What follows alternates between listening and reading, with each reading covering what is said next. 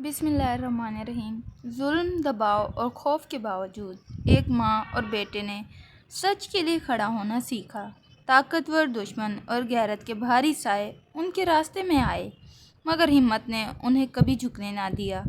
ہر قدم پر خطرات اور آزمائشیں تھیں، مگر انصاف اور حقیقت کی روشنی نے اندھیروں کو توڑ دیا۔ یہ صرف ان کی جیت نہیں، بلکہ ہر مظلوم اور دبے ہوئے ضمیر کے لیے امید کی داستان ہے۔ ریحان کے لیے وہ صبح محض ایک نئے دن کی شروعات نہیں تھی، بلکہ اس خواب کی دہلیز تھی جسے اس نے برسوں اپنی ہتھیلیوں پر سنبھال کر رکھا تھا۔ سورج ابھی بھی پوری طرح نکلا بھی نہ تھا، مگر شہر کی سڑکیں پہلے ہی شور سے بھر چکی تھیں۔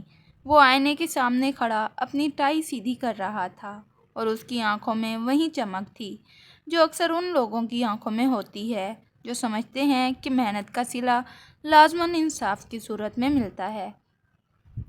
اس کے والد صحن میں پرانی کرسی پر بیٹھے چائے پی رہے تھے۔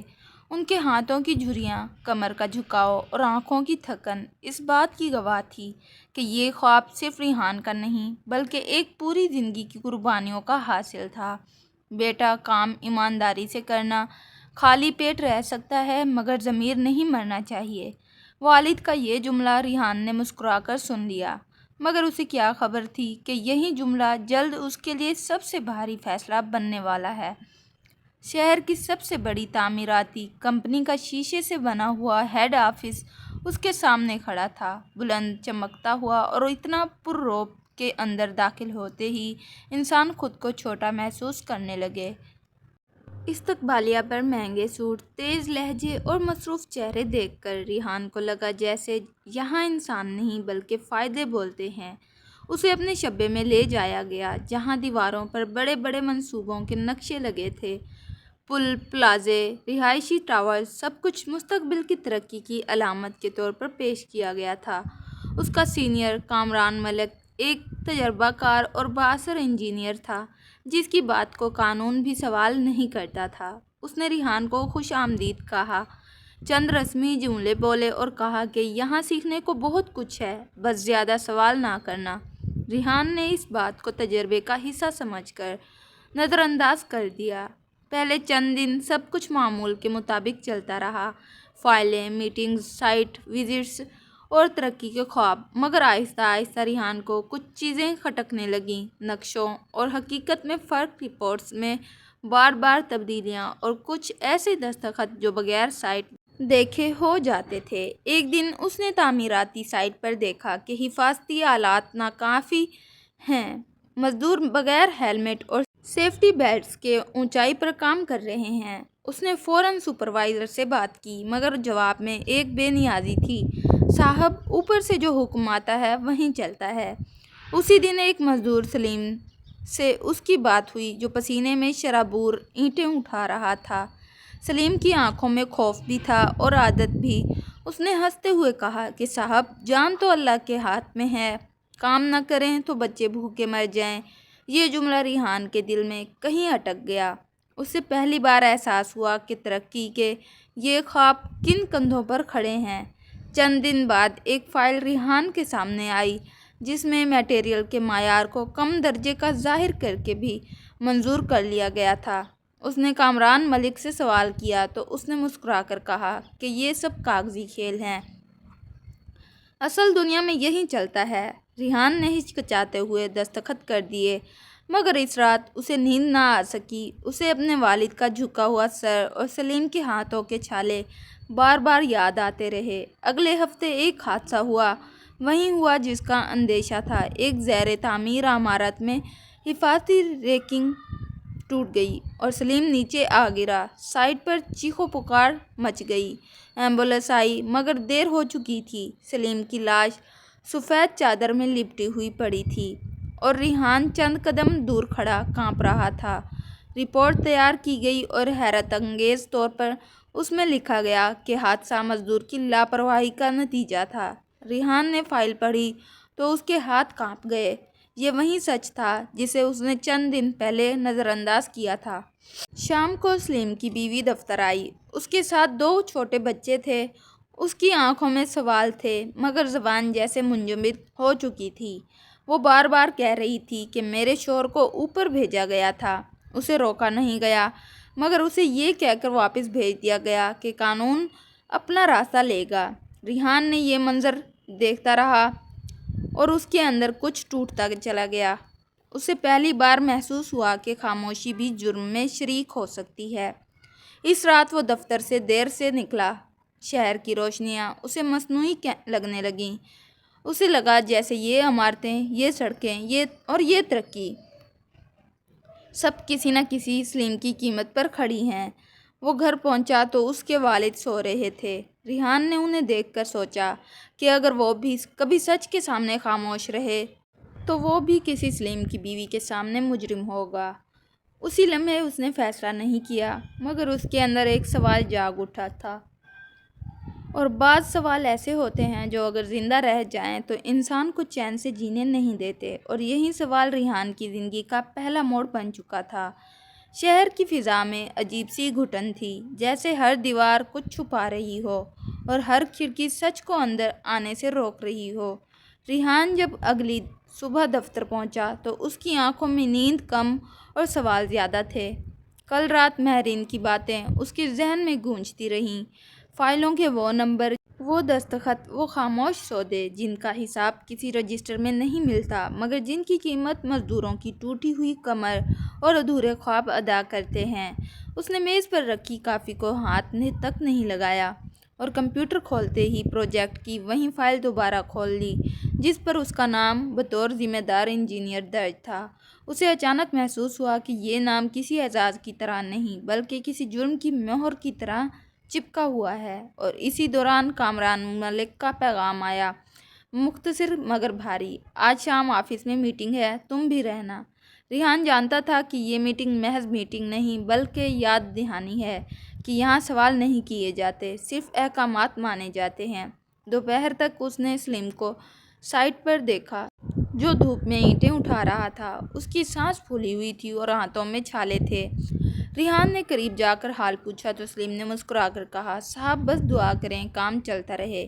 یہ جملہ ریحان کے دل میں تیر کی طرح لگا، کیونکہ وہ جانتا تھا کہ جس کام کو چلتا رہنے کی دعا دی جا رہی ہے وہ دراصل کسی دن انہی لوگوں پر گر کر ختم ہو جائے گا۔ شام کو میٹنگ روم میں داخل ہوتے ہی ماحول بدل گیا۔ شیشے کی میز، نرم کرسیاں، ٹھنڈی ہوا اور مسکراتے چہرے۔ کامران ملک نے بڑے آرام سے پروجیکٹ کی تعریف کی اور پھر بات بدلی۔ اس نے کہا کہ کچھ ٹیکنیکل ایڈجسٹمنٹ کی گئی ہیں جس پر زیادہ بات کرنے کی ضرورت نہیں، بس سب کو ٹیم ورک دکھانا ہے۔ ریحان نے ہمت کر کے سوال اٹھایا تو کمرے میں خاموشی چھا گئی۔ کامران ملک کی مسکراہٹ برقرار رہی مگر آنکھوں میں سختی اتر آئی۔ اس نے کہا، ریحان تم بہت قابل ہو، اسی لیے ہم تم پر بھروسہ کرتے ہیں، لیکن یہاں بھروسہ دو طرفہ ہوتا ہے۔ یہ جملہ دراصل وارننگ تھا۔ میٹنگ کے بعد مہرین نے ریحان کو پیغام بھیجا کہ اسے کچھ نئے شواہد ملے ہیں اور وہ ملنا چاہتی ہے۔ وہ دونوں ایک خاموش کیفے میں ملے جہاں شور کم اور باتیں سننے والے بھی کم تھے۔ مہرین نے کاغذات نکالے جن میں ثابت ہو رہا تھا کہ مواد میں جان بوجھ کر کمی کی گئی ہے اور حفاظتی رپورٹیں جعلی ہیں۔ ریحان کے ہاتھ کانپنے لگے کیونکہ اب یہ محض شک نہیں رہا تھا بلکہ حقیقت تھی۔ اس نے پوچھا، اگر یہ سب سامنے آ گیا تو کیا ہوگا؟ مہرین نے گہری سانس لے کر کہا، شاید کچھ نہ ہو، شاید سب کچھ ہو جائے، مگر خاموشی سب سے بڑا جرم ہے۔ ریحان کو اپنی ماں کی آواز یاد آئی جو کہا کرتی تھی کہ رزق حلال ہو تو روٹی تھوڑی بھی ہو تو پیٹ بھر جاتا ہے۔ وہ سوچنے لگا کہ اس کی تنخواہ جس سے وہ خود کو محفوظ سمجھتا تھا کہیں کسی اور کی جان کی قیمت تو نہیں۔ اگلے دن سائٹ پر ایک معمولی سا حادثہ ہوا۔ ایک مزدور پھسل کر گر گیا۔ خوش قسمتی سے جان بچ گئی مگر خوف کی لہر دوڑ گئی۔ ریحان نے دیکھا کہ انتظامیہ نے فوراً معاملہ دبانے کی کوشش کی۔ رپورٹ میں الفاظ بدلے گئے اور سچ کو نرم لہجوں میں لپیٹ دیا گیا۔ اسی لمحے ریحان کے اندر کچھ ٹوٹا اور کچھ جڑ گیا۔ اسے محسوس ہوا کہ وہ اب دو راستوں کے بیچ کھڑا ہے، ایک راستہ محفوظ ہے مگر خالی، دوسرا خطرناک ہے مگر سچا۔ رات کو اس نے دیر تک چھت پر ٹہلتے ہوئے شہر کی روشنیاں دیکھیں اور سوچا کہ یہ روشنیاں کتنے اندھیروں کو چھپاتی ہیں۔ اس نے مہرین کو پیغام بھیجا، میں تیار ہوں، جو کرنا ہے بتاؤ۔ جواب آیا، کل سے ہم خاموش نہیں رہیں گے۔ اسی فیصلے کے ساتھ ریحان نے جان لیا کہ سچ کی قیمت ہمیشہ پہلے دل ادا کرتا ہے، اور یہی قیمت انسان کو زندہ رکھتی ہے، چاہے وہ کتنا ہی تنہا کیوں نہ ہو۔ اگلی صبح شہر پر ہلکی سی بارش برس رہی تھی، جیسے آسمان خود بھی کسی بوجھ کو دھونے کی کوشش کر رہا ہو۔ ریحان جب گھر سے نکلا تو اس کے قدم بھاری تھے، مگر دل میں عجیب سی مضبوطی تھی۔ مہرین کا کل والا پیغام اس کے ذہن میں بار بار گونج رہا تھا کہ اب پیچھے ہٹنے کا راستہ نہیں۔ دفتر پہنچتے ہی اس نے محسوس کیا کہ فضا بدلی ہوئی ہے۔ لوگ معمول سے زیادہ خاموش تھے اور نظریں چرا کر بات کر رہے تھے۔ شاید حادثے کی خبر پھیل چکی تھی، مگر سچ کو حسب عادت آدھا رکھا گیا تھا۔ ریحان نے فائلوں کو بغور جائزہ لینا شروع کیا اور ہر اس جگہ نشان لگایا جہاں نمبرز بولتے تھے، مگر زبان بند رکھی گئی تھی۔ اسی دوران کامران ملک کا فون آیا اور اس نے نرمی سے کہا کہ ریحان کو آج اس کے ساتھ دوپہر کا کھانا کھانا ہے۔ یہ دعوت دراصل طاقت کا ایک اور اندازہ تھا۔ ریحان جانتا تھا کہ اس میز پر کھانا کم اور فیصلے زیادہ ہوں گے۔ ریسٹورنٹس میں بیٹھتے ہی کامران ملک نے شہر کی ترقی، بیرونی سرمایہ کاری اور قومی مفاد کی باتیں شروع کر دیں۔ اس کی ہر بات میں ایک ایسا جواز چھپا تھا جو ضمیر کو سلانے کے لیے کافی ہوتا ہے۔ اس نے کہا کہ اگر کچھ قربانیاں نہ دی جائیں تو بڑے منصوبے کبھی مکمل نہیں ہوتے۔ ریحان نے خاموشی سے سنا، مگر اس کے ذہن میں سلیم کا چہرہ ابھر آیا، وہی مزدور جو معمولی اجرت پر اپنی جان داؤ پر لگا کر دعا کرتا ہے کہ کام چلتا رہے۔ ریحان نے ہمت کر کے کہا کہ ترقی اگر انسان کو کچل دے تو وہ ترقی نہیں۔ کامران ملک لمحہ بھر کے لیے خاموش ہوا، پھر مسکرا کر بولا کہ ریحان ابھی بہت مثالی باتیں کرتا ہے، مگر وقت کے ساتھ سب سمجھ آ جاتا ہے۔ یہ جملہ دراصل ایک وعدہ بھی تھا اور دھمکی بھی۔ دوپہر کے بعد ریحان سیدھا مہرین کے دفتر گیا، جہاں دیواروں پر پرانی رپورٹس اور ادھوری کہانیاں لگی تھیں۔ مہرین نے اسے بتایا کہ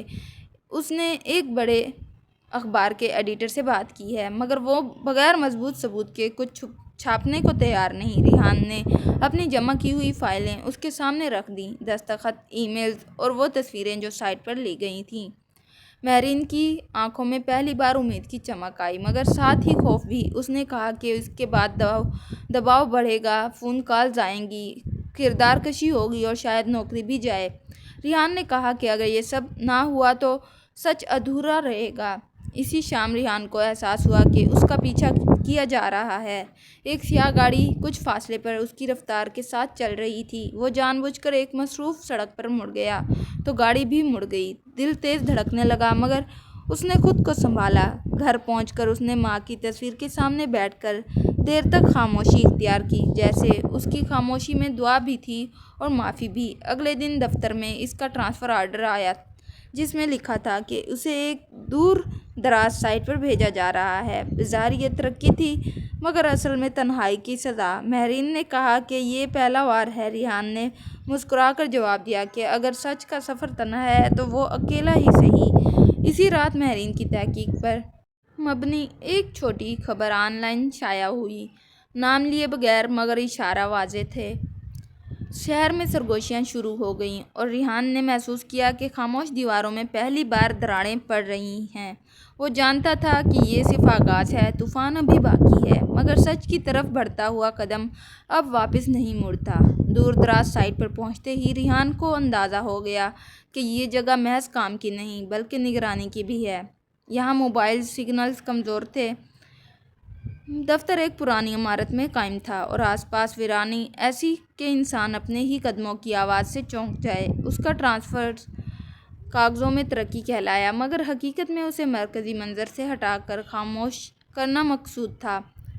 پہلے ہی دن اسے بتایا گیا کہ یہاں فیصلے سوال کے بغیر مانے جاتے ہیں اور رپورٹیں اوپر سے نیچے نہیں بلکہ نیچے سے اوپر لکھی جاتی ہیں۔ ریحان نے کام شروع کیا تو جلد ہی اسے اندازہ ہوا کہ یہاں بھی وہی کہانی دہرائی جا رہی ہے، ناقص مواد، جلد بازی اور انسانی جانوں کو نمبرز میں بدل دینے والا نظام۔ اس نے مزدوروں سے بات کی تو سب کی زبان پر ایک ہی جملہ تھا کہ صاحب ہم مجبور ہیں یہ مجبوری ریحان کے دل میں وزن بن کر بیٹھ گئی، کیونکہ وہ جانتا تھا کہ یہی مجبوری اصل جرم کی جڑ ہے۔ ادھر شہر میں مہرین پر دباؤ بڑھ رہا تھا۔ اس کے فون پر انجان نمبر سے دھمکیاں آنے لگیں۔ اخبار کے ایڈیٹر نے بھی ہاتھ کھینچ لیا اور کہا کہ اشتہارات بند ہونے کا خطرہ ہے، مگر مہرین نے ہار نہیں مانی۔ اس نے سوشل میڈیا کا سہارا لیا اور ٹکڑوں میں سچ سامنے لانا شروع کر دیا۔ ایک دن ریحان کو سائٹ پر ایک سنگین واقعہ دیکھنے کو ملا۔ ایک حفاظتی بیم ٹوٹنے کے قریب تھی اور اگر وہ گر جاتی تو کئی جانیں خطرے میں پڑ جاتیں۔ اس نے فوراً کام رکوانے کا حکم دیا، مگر مقامی مینیجر نے اوپر سے آنے والی ہدایات کا حوالہ دے کر انکار کر دیا۔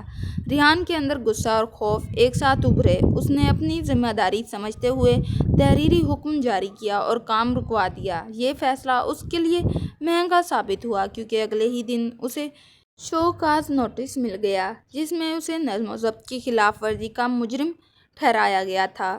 اسی دوران مہرین نے اسے اطلاع دی کہ ایک بڑا چینل اسے اسٹوری میں دلچسپی لے رہا ہے، مگر شرط یہ ہے کہ کوئی اندر کا شخص سامنے آئے۔ ریحان نے پہلی بار محسوس کیا کہ اب صرف دستاویزات کافی نہیں رہیں، بلکہ ایک چہرہ بھی چاہیے۔ وہ رات بھر جاگتا رہا، کبھی ماں کی تصویر دیکھتا، کبھی سلیم کا خیال آتا اور کبھی ان مزدوروں کا جو کل اسی بیم کے نیچے کھڑے تھے۔ اسے احساس ہوا کہ اگر وہ خاموش رہا تو یہ خاموشی کسی دن چیخ بن کر اس کے ضمیر کو پھاڑ دے گی۔ اگلی صبح اس نے مہرین کو پیغام بھیجا کہ وہ تیار ہے، مگر ایک شرط پر کہ مزدوروں کے نام محفوظ رہیں۔ مہرین نے وعدہ کیا کہ سچ سامنے آئے گا، مگر بے گناہوں کو ڈھال بنایا جائے گا۔ اسی دن شام کو ریحان نے ایک خفیہ انٹرویو ریکارڈ کرایا۔ اس کی آواز میں لرزش تھی، مگر الفاظ میں وزن۔ اس نے بتایا کہ کس طرح رپورٹس بدلی جاتی ہیں، کیسے جانوں کو منافع پر قربان کیا جاتا ہے، اور کیسے سسٹم خاموش رہنے والوں کو انعام اور بولنے والوں کو سزا دیتا ہے۔ انٹرویو نشر ہونے سے پہلے ہی اسے احساس ہوا کہ اب واپسی ممکن نہیں۔ اگلے دن شہر میں ہلچل مچ گئی، خبر وائرل ہو گئی، لوگ سوال کرنے لگے اور وہ نام جو پہلے پردے میں تھے اب روشنی میں آنے لگے۔ کامران ملک نے ایک بیان جاری کیا کہ جس میں الزامات کو بے بنیاد قرار دیا گیا اور ریحان کو نالائق ثابت کرنے کی کوشش کی گئی۔ ریحان نے یہ سب دور دراز سائٹ پر بیٹھ کر دیکھا اور محسوس کیا کہ سچ نے پہلی بار واقعی دروازہ کھٹکھٹایا ہے، مگر اسے یہ علم بھی تھا کہ جو دروازہ کھٹکھٹایا جاتا ہے وہ کبھی نہ کبھی زور سے کھولا بھی جاتا ہے، اور وہ لمحہ قریب آ رہا تھا۔ خبر کے پھیلتے ہی شہر کی فضا بدل گئی۔ سوشل میڈیا پر بحث چھڑ گئی۔ کچھ لوگ ریحان کو ہیرو کہنے لگے اور کچھ اسے غدار۔ اس کے خلاف مہم ایسے چلائی گئی جیسے سچ بولنا کوئی ذاتی دشمنی ہو۔ دور دراز سائٹ پر بیٹھا ریحان یہ سب دیکھ رہا تھا اور محسوس کر رہا تھا کہ لفظ کس طرح ہتھیار بن جاتے ہیں۔ ایک دن اچانک سائٹ پر سرکاری ٹیم آ گئی۔ بظاہر معائنہ تھا، مگر اصل مقصد خوف پھیلانا۔ فائلیں الٹ پلٹ کی گئیں، مزدوروں سے سخت لہجے میں سوالات ہوئے اور ریحان کو ایک کمرے میں بٹھا کر گھنٹوں انتظار کروایا گیا۔ شام کو اسے بتایا گیا کہ تحقیقات مکمل ہونے تک اسے معطل کیا جا رہا ہے۔ یہ خبر اس کے لیے غیر متوقع نہیں تھی، مگر پھر بھی دل پر بوجھ بن کر گری۔ اس نے سامان سمیٹا اور اس عمارت سے نکل آیا جہاں اس نے سچ کے لیے پہلا عملی قدم اٹھایا تھا۔ ادھر مہرین کے لیے حالات مزید سخت ہو گئے۔ اس کا اکاؤنٹ عارضی طور پر معطل کیا گیا، اس پر جھوٹی خبروں کے الزامات لگے اور اس کے گھر کے باہر نامعلوم افراد کی موجودگی بڑھ گئی۔ مگر اسی دباؤ میں ایک نئی طاقت نے جنم لیا، عام لوگ، طلبہ، مزدور اور وہ سب جن کی آواز کبھی سنی نہیں گئی تھی۔ انہوں نے مہرین کی شیئر کی ہوئی کہانیوں کو اپنا درد سمجھ کر آگے پھیلایا۔ ایک دن ریحان کو سلیم کا فون آیا۔ اس کی آواز میں خوف تھا، مگر ساتھ ہی ایک عجیب سی ہمت بھی۔ اس نے بتایا کہ مزدوروں نے کام روک دیا ہے کیونکہ اب انہیں معلوم ہو گیا ہے کہ خطرہ حقیقی ہے۔ ریحان کی آنکھوں میں آنسو آ گئے، کیونکہ وہ لمحہ تھا جس کے لیے اس نے سب کچھ داؤ پر لگایا تھا۔ اسی رات ایک اور دھچکا لگا جب ریحان کے خلاف قانونی نوٹس آیا، جس میں اسے راز افشا کرنے اور کمپنی کو نقصان پہنچانے کا ذمہ دار ٹھہرایا گیا۔ جرمانے اور ممکنہ قید کی باتیں لکھی تھیں۔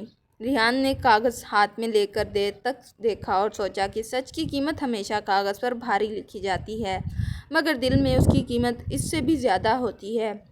اس نے ایک وکیل سے مشورہ کیا جس نے صاف کہہ دیا کہ کیس آسان نہیں مگر ناممکن بھی نہیں، شرط یہ ہے کہ ثبوت مضبوط رہیں اور گواہ نہ ڈریں۔ مہرین نے اسے بتایا کہ چینل نے پورا پروگرام نشر کرنے کا فیصلہ کر لیا ہے اور اسے بار نام بھی لیے جائیں گے۔ یہ خبر سن کر ریحان کے دل میں خوف کے ساتھ سکون بھی آیا، کیونکہ اب سچ آدھا نہیں رہے گا۔ نشر ہونے والی رات شہر میں خاموشی عجیب تھی، جیسے سب سانس روک کے انتظار کر رہے ہوں۔ پروگرام نشر ہوتے ہی فون کی گھنٹی بجنے لگی، کچھ دھمکیاں، کچھ دعائیں اور کچھ خاموش پیغامات جن میں صرف لکھا تھا، ہم تمہارے ساتھ ہیں۔ اگلے دن حکام نے تحقیقات کا اعلان کیا اور کامران ملک کو طلبی کا نوٹس بھیج دیا گیا۔ وہ شخص جو ہمیشہ مسکراتا اور طاقتور دکھائی دیتا تھا، اب پہلی بار دفاعی نظر آ رہا تھا۔ ریحان نے یہ سب دیکھ کر محسوس کیا کہ سچ کبھی فوری انصاف نہیں دیتا مگر طاقت کے توازن کو ضرور ہلا دیتا ہے۔ مگر کہانی یہاں ختم نہیں ہوئی۔ ایک شام ریحان کو اطلاع ملی کہ سلیم کو کام سے نکال دیا گیا ہے اور دوسرے مزدور کو دھمکایا جا رہا ہے۔ یہ خبر اس کے لیے سب سے زیادہ تکلیف دہ تھی۔ اس نے مہرین سے کہا کہ اگر مزدوروں کو قیمت چکانی پڑی تو یہ جدوجہد ادھوری ہے۔ مہرین نے وعدہ کیا کہ وہ مزدوروں کی کہانی الگ سے سامنے لائے گی۔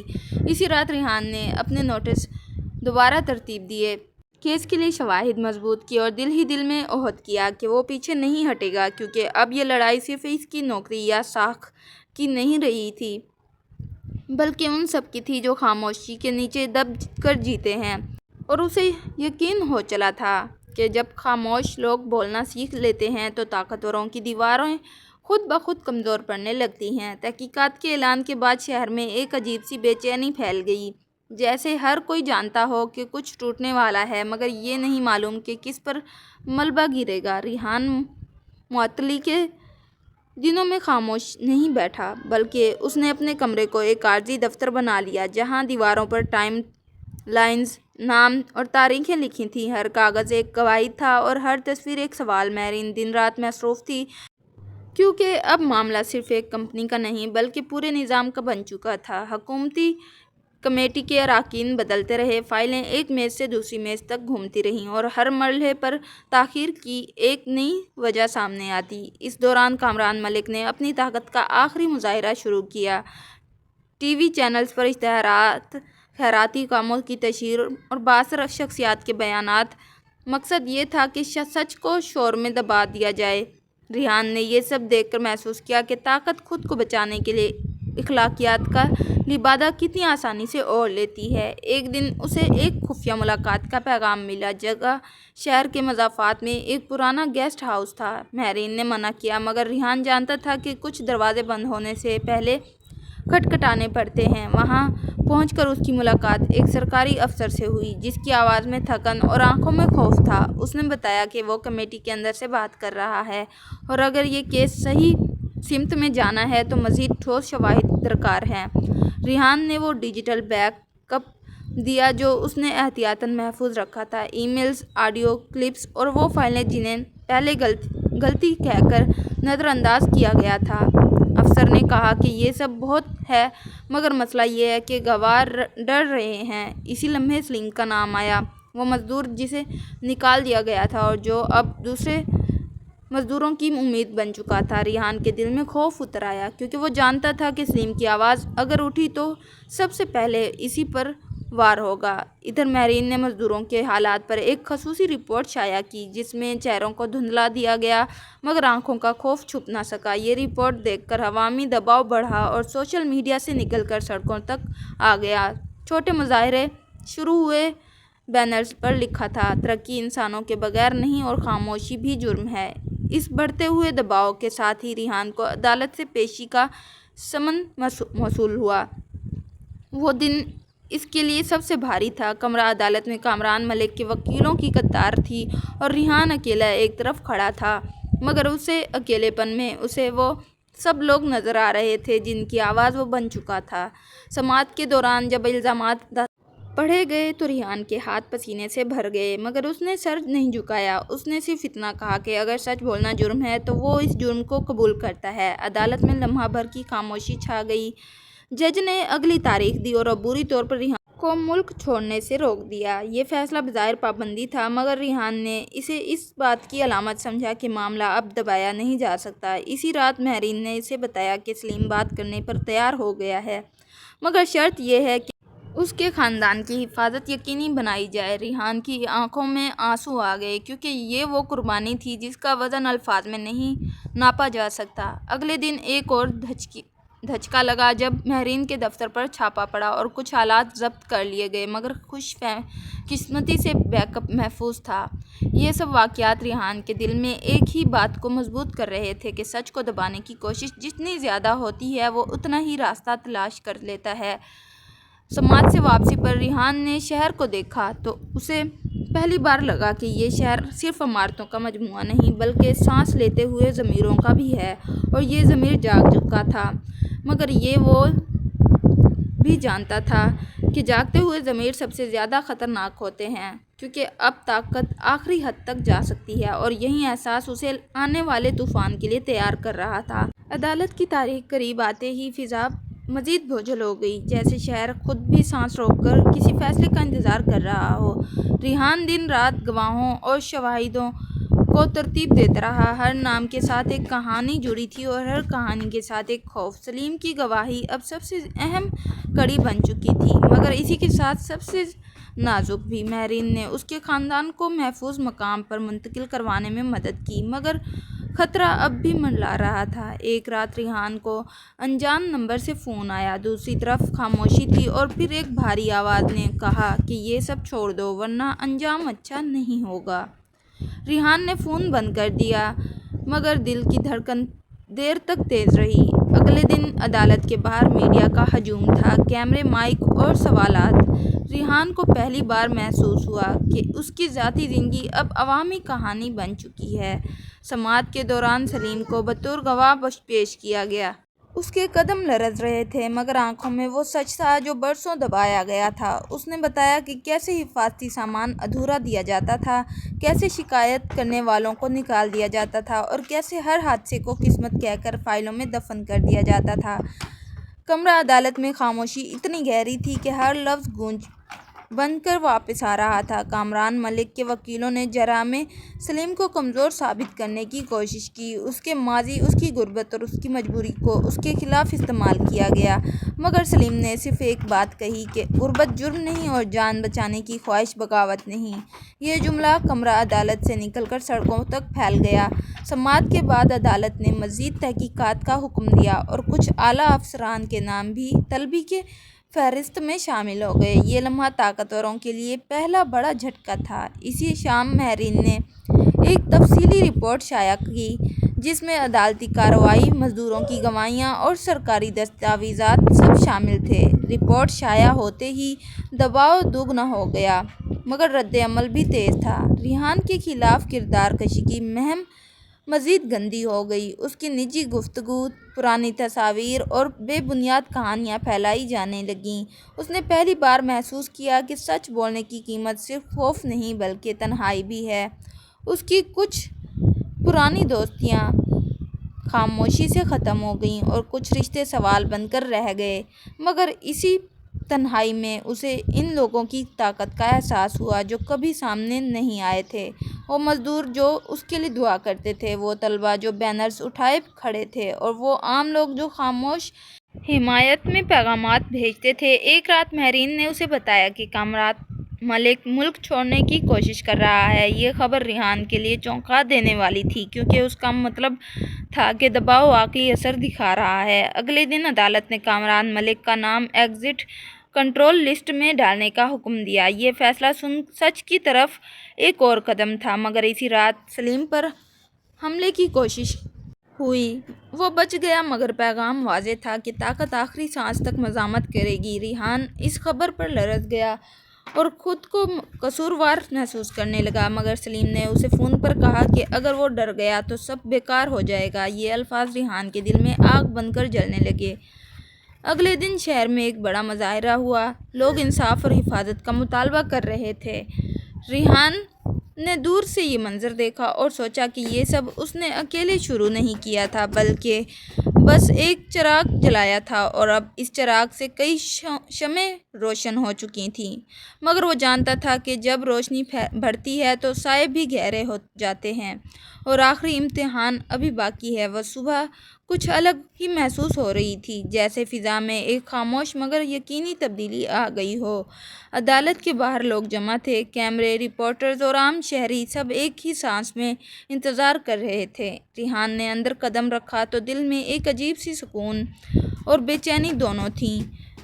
جج کی صدارت میں سماعت شروع ہوئی اور ہر آنکھ عدالت کی جانب مرکوز تھی۔ گواہوں کے حتمی بیانات، دستاویزی شواہد اور ویڈیوز نے جو تصویر بنی تھی وہ ناقابل تردید تھیں۔ کامران ملک کے وکلاء نے اپنی آخری کوششیں کی، مگر عدالت نے سختی سے کہا کہ اب کوئی اور تاخیر نہیں ہو سکتی۔ حکم سنانے سے پہلے جج نے خاموشی سے پورے کمرے کو دیکھا اور کہا، یہ فیصلہ صرف ایک فرد یا گروہ کے حق میں نہیں بلکہ معاشرتی انصاف اور شہری شعور کی فتح ہے۔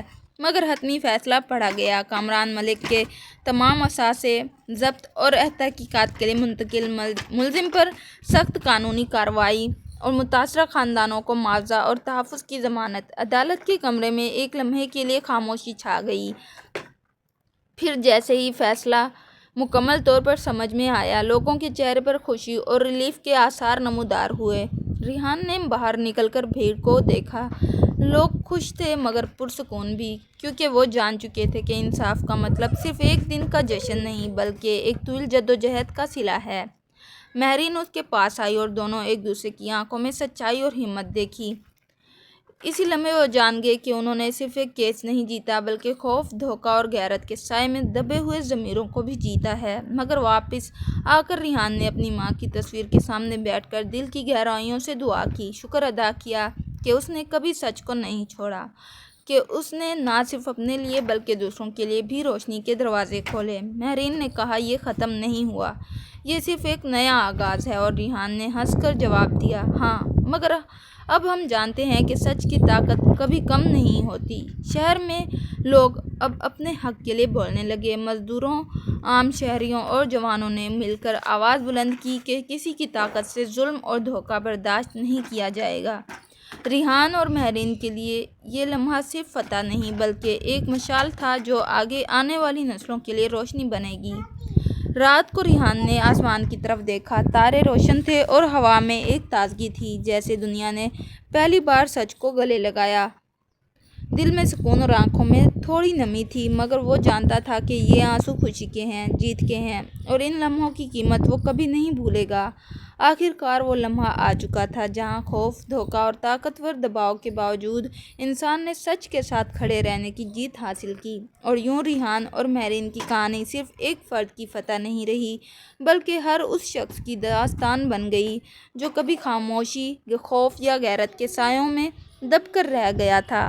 شہر اب بدل رہا تھا، لوگ جاگ رہے تھے اور سب جان چکے تھے کہ سچ کا سفر طویل ہوتا ہے مگر اختتام میں ہمیشہ روشنی ہوتی ہے۔ یہ کہانی ختم ہوئی مگر اثر ہمیشہ باقی رہا، ایک یاد دہانی کہ انسان کی ہمت، سچائی اور استقامت سے بڑی کوئی طاقت نہیں۔ اگر آپ کو یہ مکمل داستان پسند آئی ہو تو اسے اپنے گھر کی ہر بیٹی اور ماں کے ساتھ شیئر کریں تاکہ کوئی بھی عورت خود کو اکیلا نہ سمجھے۔